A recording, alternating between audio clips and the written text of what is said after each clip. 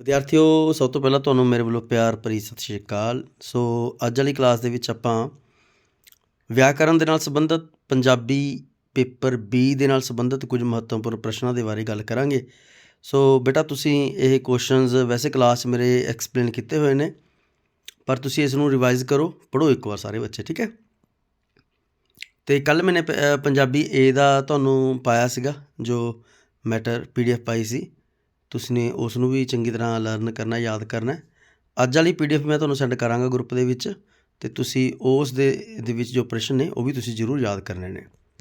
ਸਭ ਤੋਂ ਪਹਿਲਾਂ ਆਸਾਨ ਕੁਐਸਚਨ ਜੀ, ਪੰਜਾਬੀ ਭਾਸ਼ਾ ਲਈ ਕਿਹੜੀ ਲਿਪੀ ਢੁਕਵੀਂ ਹੈ? ਗੁਰਮੁਖੀ ਲਿਪੀ। ਬੇਸ਼ੱਕ ਅਸੀਂ ਅੱਜ ਕੱਲ੍ਹ ਦੇਖੋ ਮੋਬਾਇਲ 'ਚ ਆਪਾਂ ਟੈਕਸਟ ਮੈਸੇਜ ਲਿਖਦੇ ਹਾਂ, ਤਾਂ ਅਸੀਂ ਪੰਜਾਬੀ ਨੂੰ ਲਿਖਣ ਦੇ ਲਈ ਅਸੀਂ ਅੰਗਰੇਜ਼ੀ ਦੀ ਵਰਤੋਂ ਕਰਨ ਲੱਗ ਜਾਂਦੇ ਉਹਦੇ ਵਿੱਚ, ਪਰ ਉਹ ਢੁਕਵੀਂ ਨਹੀਂ ਹੈਗੀ ਜੀ। ਜੇਕਰ ਕੋਈ ਲਿਪੀ ਢੁਕਵੀਂ ਹੈ, ਲਿਪੀ ਭਾਵ ਕਿ ਲਿਖਣ ਦਾ ਢੰਗ, ਠੀਕ ਹੈ, ਜਿਹੜੀ ਲਿਪੀ ਢੁਕਵੀਂ ਹੈ ਪੰਜਾਬੀ ਗੁਰਮੁਖੀ ਸਰਲੀ ਸਭ ਤੋਂ ਵੱਧ ਢੁਕਵੀਂ ਹੈ ਪੰਜਾਬੀ ਨੂੰ ਲਿਖਣ ਦੇ ਲਈ।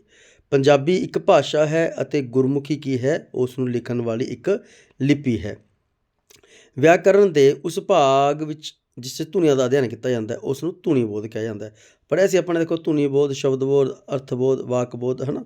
ਸੋ ਇਹ ਹੁੰਦੇ ਨੇ 4 ਬੋਧ ਹੁੰਦੇ ਨੇ ਪੰਜਾਬੀ ਵਿਆਕਰਨ ਦੇ ਵਿੱਚ। ਸੋ ਅੱਗੇ ਦੇਖਦੇ ਹਾਂ ਜੀ ਅਸੀਂ, ਜਿਸ ਸ਼ਬਦ ਦੇ ਇੱਕ ਤੋਂ ਵਧੇਰੇ ਅਤੇ ਵੱਖ-ਵੱਖ ਅਰਥ ਉਸ ਨੂੰ ਬਹੁ ਅਰਥਕ, ਦੇਖੋ ਬਹੁ ਅਰਥਕ ਦਾ ਮਤਲਬ ਇਹ ਹੋ ਗਿਆ ਬਹੁਤ ਜ਼ਿਆਦਾ ਅਰਥਾਂ ਵਾਲੇ ਸ਼ਬਦ, ਬਹੁ ਅਰਥਕ ਸ਼ਬਦ ਉਹਨਾਂ ਨੂੰ ਕਿਹਾ ਜਾਂਦਾ ਹੈ। ਸੰਵਿਧਾਨ ਨੇ 22 ਭਾਸ਼ਾਵਾਂ ਨੂੰ ਮਾਨਤਾ ਦਿੱਤੀ ਹੋਈ ਹੈ ਜੀ, ਪ੍ਰਵਾਨਿਤ ਹਨ 22 ਭਾਸ਼ਾ। ਸਵਰ ਅੱਖਰ ਕਿਹੜੇ ਕਿਹੜੇ ਹਨ? ਦੇਖੋ, ਸਵਰ ਅੱਖਰ ਵੀ ਹੋ ਸਕਦਾ ਲਿਖਿਆ ਹੋਇਆ, ਸਵਰ ਵਾਹਕ ਵੀ ਹੋ ਸਕਦਾ ਲਿਖਿਆ ਹੋਇਆ, ਤਾਂ ਉਹ ਊੜਾ, ਐੜਾ ਅਤੇ ਈੜੀ ਹੀ ਹਨ। ਬਾਕੀ ਸਾਰੇ ਵਿਅੰਜਨ ਹਨ, ਠੀਕ ਹੈ। ਊੜਾ, ਐੜਾ, ਈੜੀ ਇਹ ਤਿੰਨੇ ਕੀ ਹਨ ਜੀ? ਇਹ ਸਵਰ ਵਾਹਕ ਜਾਂ ਫਿਰ ਸਵਰ ਅੱਖਰ ਹਨ। ਗੁਰਮੁਖੀ ਲਿਪੀ ਕਿੰਨੀਆਂ ਲਗਾਂ ਦੀ ਵਰਤੋਂ ਕੀਤੀ ਜਾਂਦੀ ਹੈ? 10 ਲਗਾਂ ਦੀ ਵਰਤੋਂ ਕੀਤੀ ਜਾਂਦੀ ਹੈ, ਜੋ ਆਪਾਂ ਮੁਹਾਰਨੀ ਦੇ ਵਿੱਚ ਦੇਖਦੇ ਹਾਂ।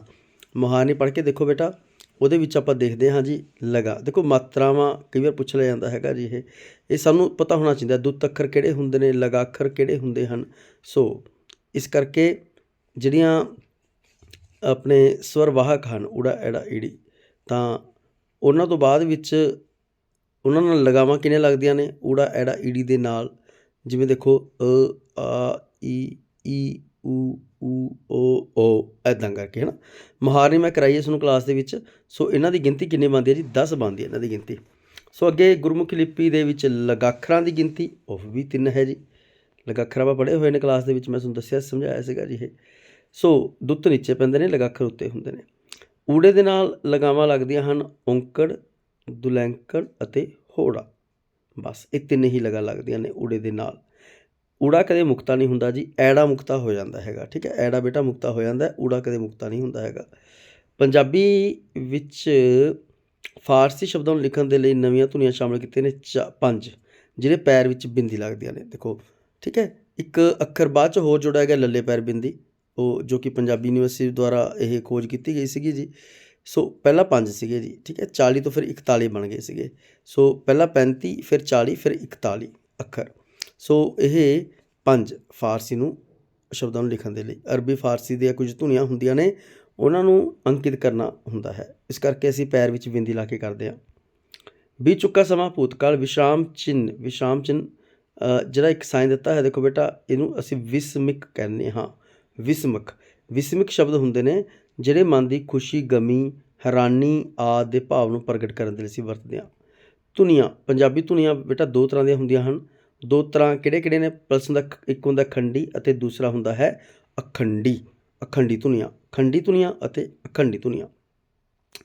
ਈੜੀ ਨਾਲ ਲਗਾਵਾਂ 3 ਲੱਗਦੀਆਂ ਨੇ, ਦੇਖੋ, ਊੜੇ ਨਾਲ ਵੀ 3 ਲੱਗਦੀਆਂ ਨੇ, ਈੜੀ ਨਾਲ ਵੀ 3 ਲੱਗਦੀਆਂ ਨੇ, ਐੜੇ 4, ਐੜੇ ਨਾਲ 4, ਟੋਟਲ ਹੋ ਗਏ 10। ਦੇਖੋ ਫਿਰ 3 ਊੜੇ ਦੀਆਂ, 4 ਐੜੇ ਦੀਆਂ ਅਤੇ 3 ਫਿਰ ਈੜੀ ਦੀਆਂ, 10 ਹੋ ਗਈ ਇਹ ਜੋ ਆਪਾਂ ਉੱਪਰ ਪ੍ਰਸ਼ਨ ਕਰਕੇ ਆਏ ਹਾਂ। ਫਤਿਹਗੜ੍ਹ ਸਾਹਿਬ, ਮੁਕਤਸਰ, ਮਾਨਸਾ, ਬਠਿੰਡਾ ਉਪਭਾਸ਼ਾ ਇਹਨਾਂ ਦੀ ਮਲਵਈ ਹੈ। ਮਾਲਵੇ ਦਾ ਇਲਾਕਾ ਪੰਜਾਬ ਸਭ ਤੋਂ ਜ਼ਿਆਦਾ ਹੈ ਅਤੇ ਪੁਆਧ ਦਾ ਇਲਾਕਾ ਸਭ ਤੋਂ ਘੱਟ ਹੈ। ਉਹ ਕਿਹੜਾ ਅੱਖਰ ਹੈ ਜਿਸ ਨਾਲ ਹੋੜਾ ਆਉਣ 'ਤੇ ਮੂੰਹ ਖੁੱਲ੍ਹ ਜਾਂਦਾ? ਊੜਾ। ਊੜੇ ਦਾ ਮੂੰਹ, ਜਿਵੇਂ ਆਪਾਂ ਲਿਖਦੇ ਨਾ ਇੱਕ ਓਅੰਕਾਰ, ਤਾਂ ਉਹਦੇ ਵਿੱਚ ਦੇਖੋ ਊੜੇ ਦਾ ਮੂੰਹ ਖੁੱਲ੍ਹਾ ਹੁੰਦਾ ਹੈ, ਉਹ ਗੱਲ ਵੱਖਰੀ ਹੈ। ਦੇਖੋ ਅੱਜ ਕੱਲ੍ਹ ਅਸੀਂ ਦੇਖਦੇ ਹਾਂ ਕਈ ਵਾਰ ਕੁਝ ਇਸ ਤਰ੍ਹਾਂ ਦੇ ਸਟਿੱਕਰ ਵਗੈਰਾ ਆਉਂਦੇ ਹਨ ਇੱਕ ਓਂਕਾਰ ਲਿਖੇ ਹੋਏ ਦੇ, ਉਹਦਾ ਮੂੰਹ ਨੀਚੇ ਨੂੰ ਕਰ ਦਿੰਦੇ ਹਨ, ਜੋ ਕਿ ਵੈਸੇ ਗਲਤ ਹੈ ਜੀ ਉਹ, ਕਿਉਂਕਿ ਇਹ ਗੁਰਮੁਖੀ ਲਿਪੀ ਦੇ ਅਕੋਰਡਿੰਗ ਨਹੀਂ ਹੈਗਾ ਜੀ। ਜਦੋਂ ਹੋੜਾ ਲੱਗਦਾ ਹੈ ਤਾਂ ਮੂੰਹ ਖੁੱਲ੍ਹ ਜਾਂਦਾ ਹੈ ਉਹਦਾ, ਹੋੜੇ ਦਾ, ਠੀਕ ਹੈ। ਹੋੜਾ ਹਮੇਸ਼ਾ ਉੱਪਰ ਨੂੰ ਹੁੰਦਾ ਜੀ ਇਹ, ਤਾਂ ਉਹ ਨੀਚੇ ਨੂੰ ਬਣਾ ਰੱਖਿਆ ਹੈ ਉਹਨਾਂ ਨੇ, ਸੋ ਇਸ ਕਰਕੇ ਊੜੇ ਦਾ ਮੂੰਹ ਖੁੱਲ੍ਹ ਜਾਂਦਾ ਹੈਗਾ। ਹੇਠ ਲਿਖਿਆ ਲਗਾਂ ਵਿੱਚੋਂ ਕਿਹੜੀ ਲਗ ਤੋਂ ਪਹਿਲਾਂ ਪਾਈ ਜਾਂਦੀ ਹੈ? ਸਿਹਾਰੀ। ਦੇਖੋ ਬੇਟਾ ਇਹ ਸਿਹਾਰੀ ਅੱਗੇ ਆਉਂਦੀ ਹੁੰਦੀ ਆਪਾਂ ਨੂੰ ਪਤਾ, ਠੀਕ ਹੈ, ਅੱਗੇ ਆਉਂਦੀ ਹੈ ਸਿਹਾਰੀ। ਦੋ ਅੱਖਰਾਂ ਦੇ ਮੇਲ ਤੋਂ ਬਣੇ ਸ਼ਬਦ ਦੁੱਤ ਅੱਖਰ ਜੋ ਪੈਰਾਂ ਵਿੱਚ, ਜਿਵੇਂ ਕਿ ਵਾਵਾ ਹੋ ਗਿਆ, ਹਾ ਹੋ ਗਿਆ, ਰਾਰਾ ਹੋ ਗਿਆ, ਇਹ ਦੁੱਤ ਅੱਖਰ ਨੇ। ਅੱਧਕ ਦੀ ਵਰਤੋਂ ਮੁਕਤੇ ਨਾਲ ਹੁੰਦੀ ਹੈ, ਸਿਹਾਰੀ ਨਾਲ ਹੁੰਦੀ ਹੈ ਅਤੇ ਔਂਕੜ ਦੇ ਨਾਲ ਹੁੰਦੀ ਹੈ। ਇਹਨਾਂ ਤਿੰਨਾਂ ਨਾਲ ਹੁੰਦੀ ਹੈ ਅੱਧਕ ਦੀ ਵਰਤੋਂ, ਜੋ ਕਿ ਇੱਕ ਲਗਾਖਰ ਹੈ। ਜਿਹੜੇ ਨਾਮ ਗਿਣਨਯੋਗ ਵਸਤੂਆਂ ਲਈ ਵਰਤੇ ਜਾਂਦੇ ਹਨ ਉਹਨਾਂ ਨੂੰ ਇਕੱਠਵਾਚਕ ਨਾਮ ਕਿਹਾ ਜਾਂਦਾ ਹੈਗਾ। ਗਿਣਨਯੋਗ ਵਸਤੂਆਂ ਸਮੂਹ ਇਕੱਠ ਦੇ ਲਈ ਵਰਤੇ ਜਾਂਦੇ ਹਨ ਇਕੱਠਵਾਚਕ ਨਾਮ। ਕਿਸੇ ਭਾਸ਼ਾ ਵਿੱਚ ਕੰਮ ਕਰਦੇ ਨਿਯਮਾਂ ਨੂੰ ਅਸੀਂ ਵਿਆਕਰਨ ਕਹਿੰਦੇ ਹਾਂ। ਵਿਆਕਰਨ ਦਾ ਮਤਲਬ ਹੁੰਦਾ ਹੈ ਕਿਸੇ ਵੀ ਭਾਸ਼ਾ ਦੇ ਵਿੱਚ ਜੋ ਨਿਯਮ ਕੰਮ ਕਰਦੇ ਹਨ, ਜੋ ਉਦੇਸ਼ ਕੰਮ ਕਰਦੇ ਹਨ, ਜੋ ਉਹਨਾਂ ਦੇ ਨਾਲ ਕੰਮ ਕਰਦੇ ਹਨ, ਜਿਨ੍ਹਾਂ ਦੇ ਨਾਲ ਭਾਸ਼ਾ ਦਾ ਸ਼ੁੱਧ ਅਤੇ ਮਿਆਰੀ ਰੂਪ ਸਾਡੇ ਸਾਹਮਣੇ ਆ ਸਕਦਾ ਹੈ, ਉਸ ਨੂੰ ਅਸੀਂ ਵਿਆਕਰਨ ਹੀ ਆਖਦੇ ਹਾਂ। ਵਿਆਕਰਨ ਦੇ ਮੁੱਖ ਅੰਗ ਧੁਨੀ, ਸ਼ਬਦ, ਅਰਥ, ਇਹ ਸਾਰੇ ਹੀ ਵਿਆਕਰਨ ਦੇ ਅੰਗ ਹਨ। ਦੇਖੋ ਇੱਕ ਇਹਦੇ ਨਾਲ ਅਰਥਬੋਧ ਵੀ ਹੁੰਦਾ ਹੈਗਾ, ਠੀਕ ਹੈ ਜੀ, ਯਾਦ ਰੱਖੋ, ਜਿਸ 'ਚ ਬਹੁਆਰਥਕ ਸ਼ਬਦ ਵਗੈਰਾ ਆ ਜਾਂਦੇ ਨੇ, ਸਾਰਾ ਕੁਛ ਉਹਦੇ ਵਿੱਚ। ਵਿਆਕਰਨ ਦੇ ਜਿਸ ਅੰਗ ਅਧੀਨ ਧੁਨੀਆਂ ਦਾ ਅਧਿਐਨ ਕੀਤਾ ਜਾਂਦਾ ਹੈ ਉਸ ਨੂੰ ਧੁਨੀਬੋਧ ਕਿਹਾ ਜਾਂਦਾ ਹੈ। ਪਹਿਲਾ ਪ੍ਰਸ਼ਨ ਰਿਪੀਟ ਹੋ ਚੁੱਕਿਆ ਜੀ ਇਹ। ਵਿਆਕਰਨ ਦੇ ਜਿਸ ਭਾਗ ਅਧੀਨ ਸ਼ਬਦਾਂ ਦਾ ਅਧਿਐਨ ਕੀਤਾ ਜਾਂਦਾ ਹੈ ਸ਼ਬਦਬੋਧ ਜਾਂ ਫਿਰ ਸ਼ਬਦ ਵਿਆਕਰਨ ਵੀ ਕਹਿ ਦਿੰਦੇ ਹਨ। ਭਾਸ਼ਾ ਦੇ ਸ਼ੁੱਧ ਮਿਆਰੀ ਰੂਪ ਨੂੰ ਸਮਝਣ ਦੇ ਲਈ ਵਿਆਕਰਨ ਦੀ ਸਾਨੂੰ ਜ਼ਰੂਰਤ ਰਹਿੰਦੀ ਹੈ। ਇਸ ਤੋਂ ਬਿਨਾਂ ਅਸੀਂ ਵਿਆਕਰਨ ਨਹੀਂ, ਕਿਸੇ ਭਾਸ਼ਾ ਨੂੰ ਨਹੀਂ ਸਮਝ ਸਕਦੇ। ਇਹੀ ਕਾਰਨ ਹੈ ਜਦੋਂ ਖਾਸ ਕਰ ਅਸੀਂ ਕਿਸੇ ਵਿਦੇਸ਼ੀ ਭਾਸ਼ਾ ਨੂੰ ਸਿੱਖਦੇ ਹਾਂ ਤਾਂ ਸਾਨੂੰ ਉਹਦੇ ਵਿਆਕਰਨ 'ਤੇ ਬਹੁਤ ਫੋਕਸ ਕਰਨਾ ਪੈਂਦਾ ਹੈ। ਜਿਵੇਂ ਕਿ ਅੰਗਰੇਜ਼ੀ ਦੇ ਵਿੱਚ ਆਪਾਂ ਦੇਖਦੇ ਹਾਂ ਸਾਨੂੰ ਵਿਆਕਰਨ ਸਿਖਾਈ ਜਾਂਦੀ ਹੈ। ਕਿਹੜੀ ਭਾਸ਼ਾ ਦੇ ਨਿਯਮ ਬਹੁਤ ਪੇਡੇ ਨਹੀਂ ਹੁੰਦੇ? ਬੋਲਚਾਲ ਦੀ ਭਾਸ਼ਾ। ਦੇਖੋ ਬੋਲਚਾਲ ਦੀ ਭਾਸ਼ਾ ਵਿੱਚ ਬਹੁਤੇ ਵਿਆਕਰਨ ਦੇ ਨਿਯਮ ਜਿਹੜੇ ਹੈਗੇ ਨੇ ਸਖਤ ਨਹੀਂ ਹੁੰਦੇ ਹੈਗੇ ਜੀ। ਪੇਡੇ ਲਿਖਿਆ ਹੋਇਆ ਉਰੇ, ਬਹੁਤ ਸਖਤ ਨਹੀਂ ਹੁੰਦੇ ਹੈਗੇ, ਸਖਤ ਵੀ ਲਿਖਿਆ ਹੋ ਸਕਦਾ ਉਰੇ, ਕਿਉਂਕਿ ਉਸ ਸਮੇਂ ਥੋੜ੍ਹਾ ਫਲੈਕਸੀਬਿਲਿਟੀ ਹੋ ਜਾਂਦੀ ਹੈ ਬੋਲਣ ਦੇ ਲੱਗੇ ਅਸੀਂ। ਪਰ ਜਦੋਂ ਅਸੀਂ ਲਿਖਦੇ ਹਾਂ, ਸਾਹਿਤਕ ਭਾਸ਼ਾ ਲਿਖਦੇ ਹਾਂ, ਸਾਹਿਤਕ ਦੀ ਗੱਲ ਕਰਦੇ ਹਾਂ, ਤਾਂ ਉਸ ਸਮੇਂ ਸਾਨੂੰ ਇਸ ਗੱਲ ਦਾ ਪੂਰਾ ਧਿਆਨ ਰੱਖਣਾ ਪੈਂਦਾ ਹੈ। ਮਨੁੱਖ ਦੇ ਬੋਲਾਂ ਰਾਹੀਂ ਆਪਣੇ ਵਿਚਾਰ ਵਟਾਂਦਰੇ ਅਤੇ ਇੱਕ ਕੁਐਸਚਨ ਰਹਿ ਗਿਆ, ਪਹਿਲਾਂ ਗੱਲ ਕਰ ਲਈ ਉਹਦੀ ਵੀ।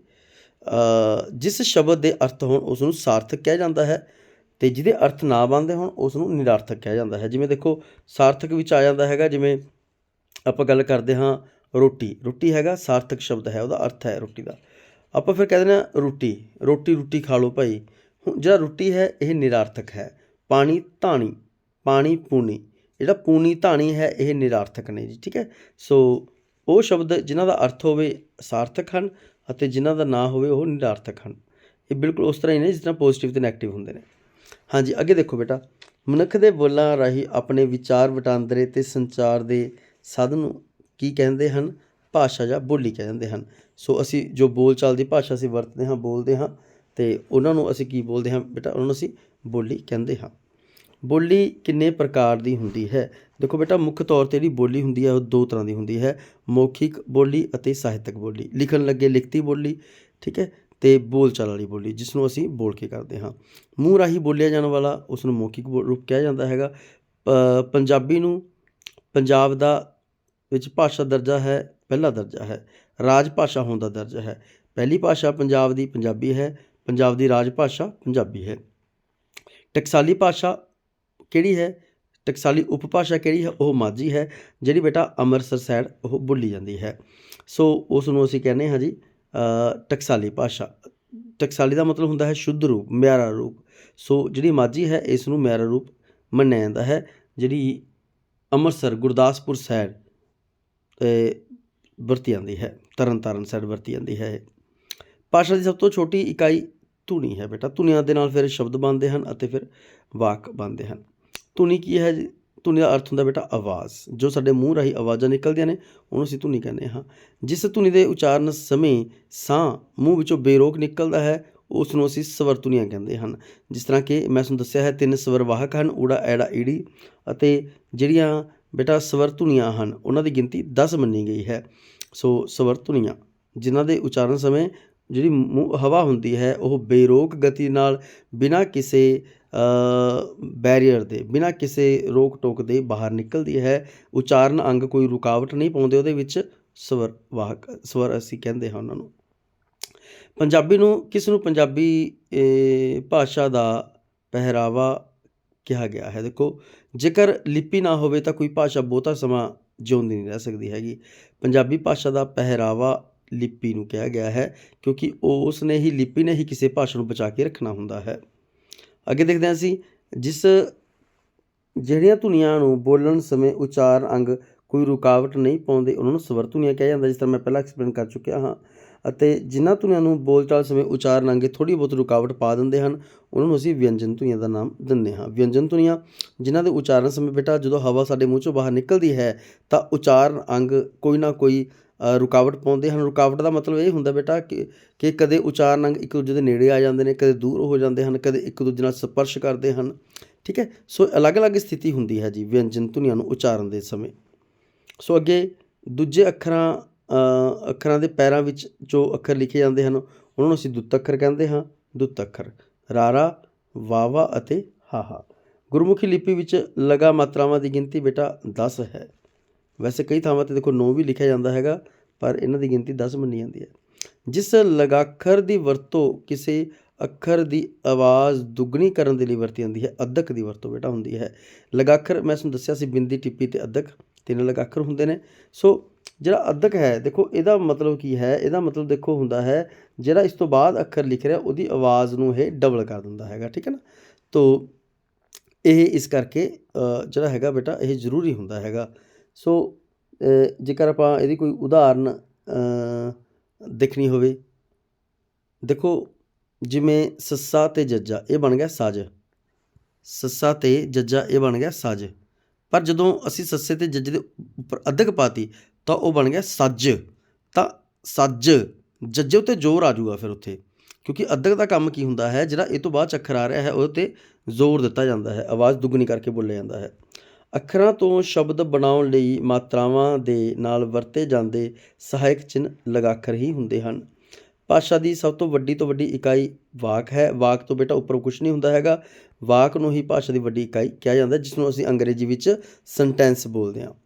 ਧੁਨੀ ਭਾਸ਼ਾ ਦੀ ਛੋਟੀ ਤੋਂ ਛੋਟੀ ਇਕਾਈ ਧੁਨੀ ਹੈ।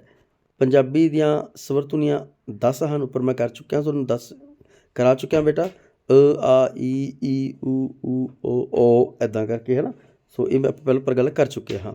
ਜਦੋਂ ਮਨ ਦੀ ਖੁਸ਼ੀ, ਹੈਰਾਨੀ ਦੀ ਗੱਲ ਕਰਨੀ ਹੋਵੇ ਅਸੀਂ ਨੇ, ਠੀਕ ਹੈ, ਉਸ ਸਮੇਂ ਜਿਹੜੇ ਚਿੰਨ੍ਹ ਵਰਤੇ ਜਾਂਦੇ ਆ ਉਹਨਾਂ ਨੂੰ ਵਿਸਮਿਕ ਚਿੰਨ੍ਹ ਦਾ ਨਾਮ ਦਿੱਤਾ ਜਾਂਦਾ ਹੈ। ਅੱਗੇ ਦੇਖਦੇ ਹਾਂ ਜੀ, ਆਪਾਂ ਇਹ ਵੀ ਮੈਂ ਤੁਹਾਨੂੰ ਸਮਝਾ ਚੁੱਕਿਆ ਉੱਪਰ।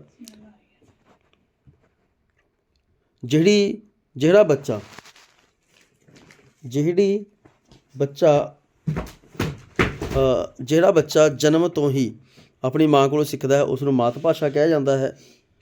ਮਾਤ ਭਾਸ਼ਾ ਬੱਚਾ ਕਦੋਂ ਸਿੱਖਦਾ ਹੈ ਬੇਟਾ? ਜਨਮ ਤੋਂ ਸਿੱਖਦਾ ਹੈਗਾ, ਜੋ ਆਪਣੇ ਪਰਿਵਾਰ 'ਚੋਂ ਸਿੱਖਦਾ ਹੈਗਾ। ਵਿਆਕਰਨ ਦੀ ਪੜ੍ਹਾਈ ਕਿਉਂ ਜ਼ਰੂਰੀ ਹੈ? ਭਾਸ਼ਾ ਦੀ ਸ਼ੁੱਧ ਅਤੇ ਮਿਆਰੀ ਰੂਪ ਨੂੰ ਸਮਝਣ ਦੇ ਲਈ ਵਿਆਕਰਨ ਦੀ ਪੜ੍ਹਾਈ ਹੋਣੀ ਜ਼ਰੂਰੀ ਹੈ। ਅੱਗੇ ਅਸੀਂ ਦੇਖਦੇ ਹਾਂ, ਗੁਰਮੁਖੀ ਵਰਨਮਾਲਾ ਦੇ ਕਿੰਨੇ ਅੱਖਰ ਹਨ? 41 ਨਵੀਨ, ਠੀਕ ਹੈ, ਪਹਿਲਾਂ 35 ਹੋਇਆ ਕਰਦੇ ਸੀ ਬੇਟਾ, ਹੁਣ 41 ਹੋ ਗਏ। ਪੰਜਾਬੀ ਦੀ ਟਕਸਾਲੀ ਭਾਸ਼ਾ ਮਾਝੀ ਹੈ, ਮਾਝੇ ਇਲਾਕੇ ਦੀ।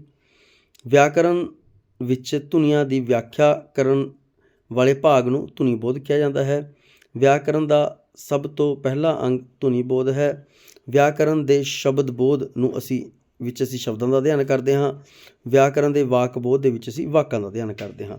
ਸੋ ਬੇਟਾ ਇਹ ਅਸੀਂ ਨੇ ਦੇਖੋ ਅੱਜ ਕੁਝ ਵਿਆਕਰਨ ਨਾਲ ਸੰਬੰਧਿਤ 50+ ਅਸੀਂ ਕੁਐਸਚਨ ਅੱਜ ਕੀਤੇ ਨੇ, ਅਤੇ ਅੱਗੇ ਬੇਟਾ ਅਸੀਂ ਦੇਖੋ ਫਿਰ ਇੱਕ ਅਗਲੀ ਕਲਾਸ ਦੇ ਵਿੱਚ ਮੈਂ ਤੁਹਾਨੂੰ ਹੋਰ ਜੇ ਇਹਦੇ ਨਾਲ ਸੰਬੰਧਿਤ ਪ੍ਰਸ਼ਨ ਉੱਤਰ ਨੇ ਉਹ ਕਰਾਊਂਗਾ। ਇਹਦੀ PDF ਮੈਂ ਤੁਹਾਡੇ ਨਾਲ ਸ਼ੇਅਰ ਕਰੂੰਗਾ ਜੀ। ਅਤੇ ਤੁਹਾਡੇ ਦੇਖੋ ਪੇਪਰ ਕਿਉਂਕਿ ਬਹੁਤ ਨੇੜੇ ਆ ਰਹੇ ਹਨ, ਤੁਹਾਡੇ ਪ੍ਰੀ ਬੋਰਡ ਸੋਮਵਾਰ ਤੋਂ ਸਟਾਰਟ ਹੋ ਰਹੇ ਨੇ, ਅਤੇ ਇਸ ਗੱਲ ਕਰਕੇ ਬੇਟਾ ਕੋਈ ਅਣਗਹਿਲੀ ਨਾ ਤੁਸੀਂ ਵਰਤੋ, ਠੀਕ ਹੈ। ਆਪਣੀ ਪੜ੍ਹਾਈ ਵੱਲ ਧਿਆਨ ਦਿਓ। ਇਹ ਸਾਡੀ ਜਿਹੜਾ ਛੁੱਟੀਆਂ ਨੇ ਬੇਟਾ ਇਹ ਕਿਉਂਕਿ ਮਜਬੂਰੀ ਬਸ ਹੋਈਆਂ ਨੇ ਜੀ, ਇਹ ਸਰਦੀ ਜ਼ਿਆਦਾ ਹੋਣ ਕਰਕੇ ਹੈ ਨਾ। ਸੋ ਦੇਖੋ ਕਿੰਨੇ ਐਸੇ ਨੇ, ਇਹਨਾਂ ਨੂੰ ਵੀ ਆਪਾਂ ਪੜ੍ਹਨਾ ਕਲਾਸ ਦੇ ਵਿੱਚ ਇੱਕ ਵਾਰ ਪੜ੍ਹਾਂਗੇ, ਐਪਲੀਕੇਸ਼ਨਸ ਨੂੰ ਕਿਵੇਂ ਲਿਖਣਾ ਹੈਗਾ।